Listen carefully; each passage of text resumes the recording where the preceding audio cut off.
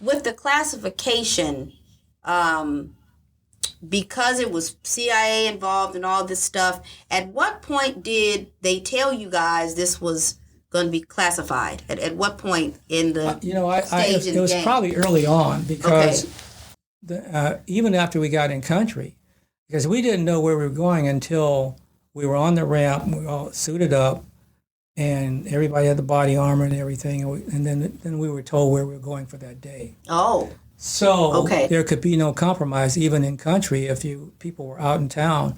They didn't know where they were going the next Oh, day. I see. They couldn't- Wow. so they couldn't compromise the Right. mission. If you don't know where you're going, Right. you can't talk about it. Exactly. Okay, I see. Wow. Okay. Um,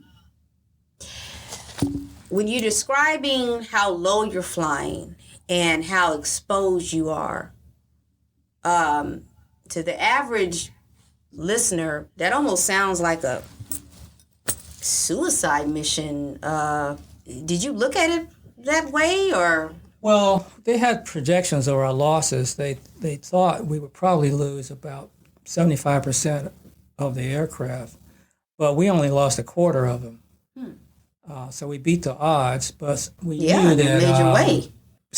we knew that it was dangerous because we were at a Royal Thai Air Force base under the U.S. Air Force Command and Air Force General. So we were seeing Air Force aircraft come back really shot up, and some had been lost. So we knew that wherever they were going, it was dangerous, and the whole area was dangerous. But it was a war, so that's just the nature of it. Did you understand why you were there in the first place? Did you understand? Well, I knew why the mission was there in place, because prior to going there, I had been in a naval hospital in Portsmouth, Virginia, recovering from a military, non-combat injury. And at that time, that was in 1966, and these the casualties we had suffered, the troops were coming back early on in the war, and some of them had been shot up, or they had to have a limb amputated, or they had gunshot wounds, or backs had to be fused, that sort of stuff. So you could see them coming, the injuries that they suffered, and they had these, I guess you would call them waiting areas or something like that, where families could come and visit. Yeah. And you would sometimes hear the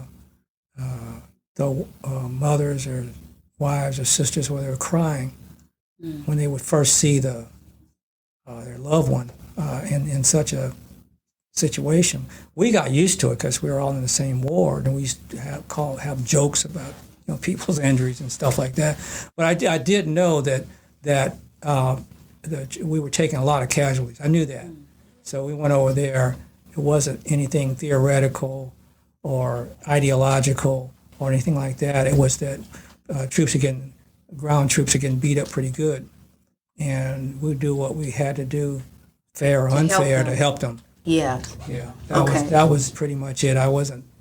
We weren't fighting for democracy or whatever. I mean, maybe some people thought that way, but we were thinking more in terms of the job we had to do and the impact we might have on and breaking up that traffic, those enemy troops coming down that trail for like reinforcements or bringing more ammunition down that trail, which would wind up being used against our troops.